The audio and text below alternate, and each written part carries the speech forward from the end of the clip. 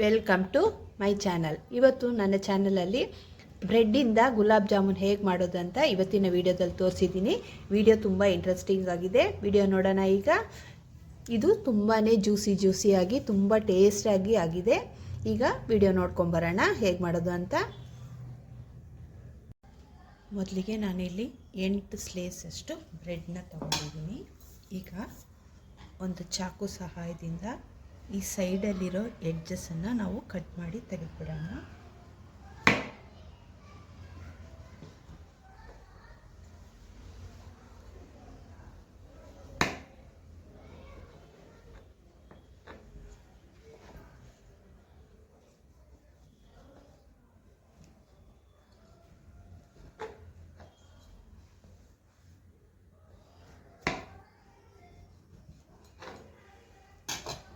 ನೋಡಿ, ಎಡ್ಜಸ್ ಎಲ್ಲ ಕಟ್ ಮಾಡ್ಕೊಂಡಿದ್ದೀನಿ. ಈಗ ಏನು ಮಾಡಬೇಕಂದ್ರೆ, ಈಗ ನಾನು ಇಲ್ಲಿ ಒಂದು ಬೌಲ್ ತೊಗೊಂಡಿದ್ದೀನಿ. ನಾವು ಬ್ರೆಡ್ನ ಎಡ್ಜಸ್ ಕಟ್ ಮಾಡಿ ಇಟ್ಕೊಂಡಿದ್ದೀವಲ್ಲ, ಅದನ್ನು ಈ ಬೌಲಲ್ಲಿ ಇಟ್ಟು ಇದಕ್ಕೆ ಕಾಯಿಸಿ ಆರಿಸಿದ ಹಾಲನ್ನ ಸೇರಿಸ್ಕೊಳ್ತಾ ಇದ್ದೀನಿ. ಸೇರಿಸ್ಕೊಂಡು ಸ್ವಲ್ಪ ಹೊತ್ತು ನೆನೆಯೋದಕ್ಕೆ ಬಿಡೋಣ.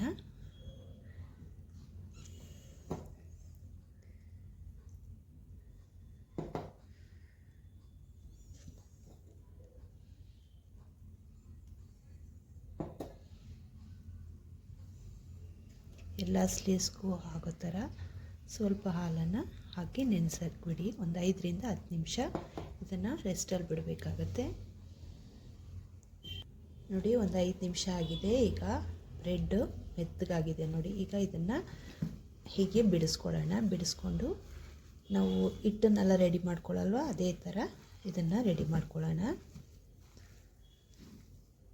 ನೋಡಿ, ಇದನ್ನು ಈಗ ಒಂದು ಡೋ ಥರ ರೆಡಿ ಮಾಡಿ ಇಟ್ಕೊಂಡಿದ್ದೀನಿ.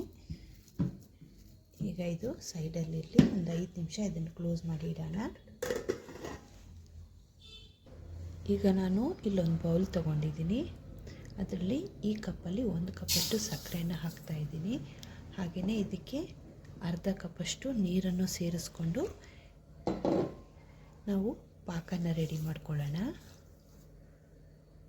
ಇದನ್ನು ಸ್ಟವ್ ಮೇಲೆ ಇಟ್ಟು ಒಂದು ಸ್ವಲ್ಪ ಅಂಟಂಟು ಪಾಕನ ರೆಡಿ ಮಾಡ್ಕೊಳ್ಳೋಣ ನಾವು. ನೋಡಿ, ಈಗ ನಾನು ಸ್ಟವ್ ಮೇಲಿಟ್ಟು ಸ್ಟವ್ ಆನ್ ಮಾಡ್ಕೊಂಡಿದ್ದೀನಿ. ಈಗ ಪಾಕ ರೆಡಿ ಮಾಡ್ಕೊಳ್ಳೋಣ.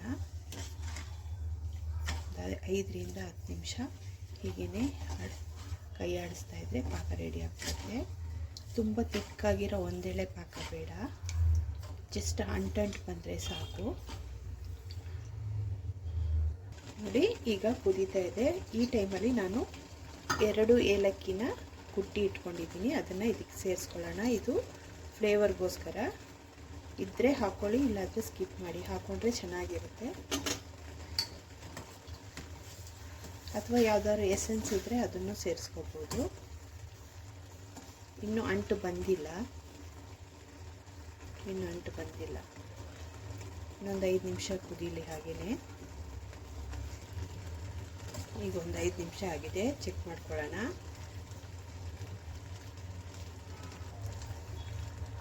ನೋಡಿ, ಅಂಟು ಬರ್ತಿದೆ, ಕಾಣಿಸ್ತಿದೆಯಾ? ಈ ಟೈಮಲ್ಲಿ ನಾವು ಸ್ಟವ್ ಫ್ಲೇಮ್ನ ಆಫ್ ಮಾಡ್ಕೊಬೇಡೋಣ. ಇದು ತಣ್ಣಗಾದಾಗ ಇನ್ನೊಂದು ಸ್ವಲ್ಪ ಗಟ್ಟಿಯಾಗುತ್ತೆ. ಈಗ ಸ್ಟವ್ ಫ್ಲೇಮ್ ಆಫ್ ಮಾಡಿ ಇದನ್ನು ಕ್ಲೋಸ್ ಮಾಡಿ ಇಡೋಣ. ಈಗ ನೋಡಿ, ಪಾಕ ರೆಡಿ ಮಾಡಿ ಇಟ್ಟಿದ್ದೀವಿ. ಈಗ ಇದು ರೆಸ್ಟ್ ಟೈಮ್ ಆಗಿದೆ. ಈಗ ಕೈಗೆ ಒಂದು ಸ್ವಲ್ಪ ತುಪ್ಪನೋ ಎಣ್ಣೆನೋ ಸವರ್ಕೊಂಡು ಒಂಚೂರು ಹಿಟ್ಟನ್ನು ತಗೊಂಡು ರೌಂಡ್ ಮಾಡಿ, ನೋಡಿ, ರೌಂಡ್ ಮಾಡಿ ಒಂದು ತಟ್ಟೆಯಲ್ಲಿ ಜೋಡಿಸ್ಕೊಳ್ಳೋಣ. ಇದೇ ರೀತಿ ಎಲ್ಲನೂ ಜೋಡಿಸ್ಕೊಳ್ಳೋಣ ನಾವು. ಸ್ವಲ್ಪ ತಗೊಂಡು ಕೈಯಲ್ಲಿ ಹೀಗೆ ರೌಂಡ್ ಮಾಡಿ, ರೌಂಡು ಅಥವಾ ಸಿಲಿಂಡರ್ ಶೇಪು ಹೆಂಗಾದರೂ ಮಾಡ್ಕೋಬೋದು. ನಾನಿವತ್ತು ರೌಂಡಾಗಿ ಮಾಡ್ತಾಯಿದ್ದೀನಿ.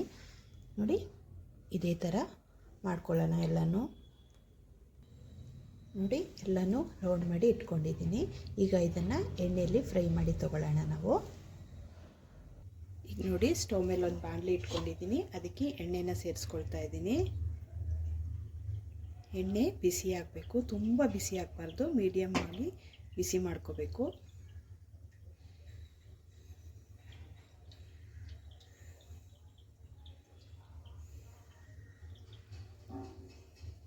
ನೋಡಿ ಈಗ ಎಣ್ಣೆ ಬಿಸಿಯಾಗಿದೆ. ಒಂದೊಂದೇ ಉಂಡೆನ ಎಣ್ಣೆ ಒಳಗಡೆ ಸೇರಿಸ್ಕೊಳ್ಳೋಣ.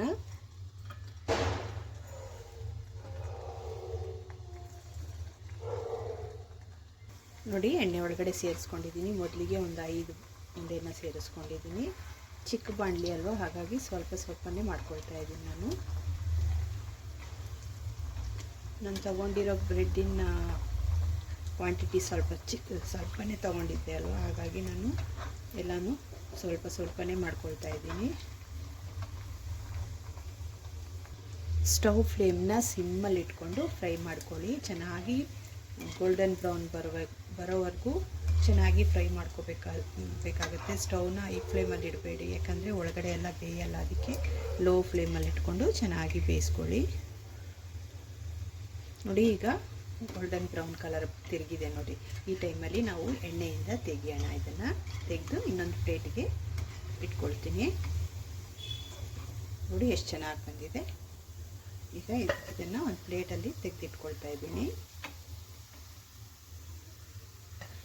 ಇದೇ ರೀತಿ ನೆಕ್ಸ್ಟ್ ಬ್ಯಾಚನ್ನು ಮಾಡ್ಕೊಳ್ಳೋಣ. ನೋಡಿ ನೆಕ್ಸ್ಟ್ ಬ್ಯಾಚನ್ನು ಹಾಕ್ಕೊಳ್ತಾ ಇದ್ದೀನಿ.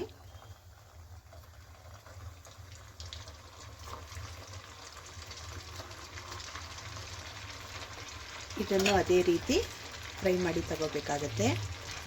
ನೋಡಿ ಇದನ್ನು ಅದೇ ರೀತಿ ಗೋಲ್ಡನ್ ಬ್ರೌನ್ ಕಲರ್ಗೆ ತಿರುಗಿದೆ ನೋಡಿ. ಈಗ ಇದನ್ನು ನಾನು ಎಣ್ಣೆಯಿಂದ ತೆಗೆದು ಮಿಕ್ಕಿದ್ದನ್ನು ಅದೇ ರೀತಿ ಫುಲ್ಲು ಫ್ರೈ ಮಾಡಿ ತಗೊಳ್ತೀನಿ.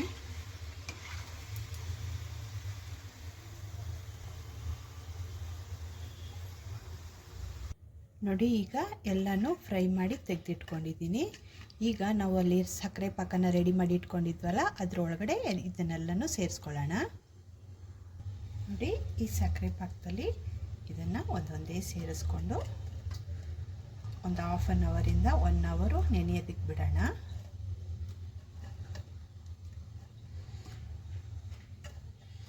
ಆಗಲೇ ಸಕ್ಕರೆ ಪಾಕನೆಲ್ಲ ಹೀರ್ಕೊಂಡು ಚೆನ್ನಾಗಿ ರಸಭರಿತವಾಗಿ ರೆಡಿ ಆಗುತ್ತೆ. ಈಗ ಇದನ್ನು ಕ್ಲೋಸ್ ಮಾಡಿಡೋಣ.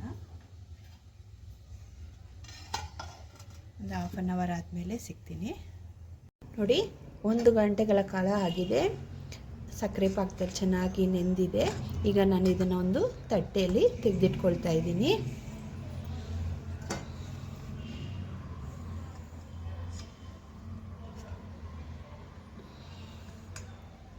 ಬೇಕಾದರೆ ಇನ್ನೊಂದು ಸ್ವಲ್ಪ ಹೊತ್ತು ಇದನ್ನು ಸಕ್ಕರೆ ಪಾಕದಲ್ಲಿ ನೀವು ಊರೋದಕ್ಕೆ ಬಿಡ್ಬೋದು. ನೋಡಿ ನಾನು ತಟ್ಟೆಯಲ್ಲಿ ತೆಗೆದಿಟ್ಕೊಂಡಿದ್ದೀನಿ. ತುಂಬ ಜ್ಯೂಸಿಯಾಗಿದೆ. ಇದ್ರ ಮೇಲೆ ನಾನು ಸ್ವಲ್ಪ ಬಾದಾಮಿನ ಕಟ್ ಮಾಡಿ ಇದ್ರ ಮೇಲೆ ಹಾಕ್ಕೊಳ್ತಾ ಇದ್ದೀನಿ.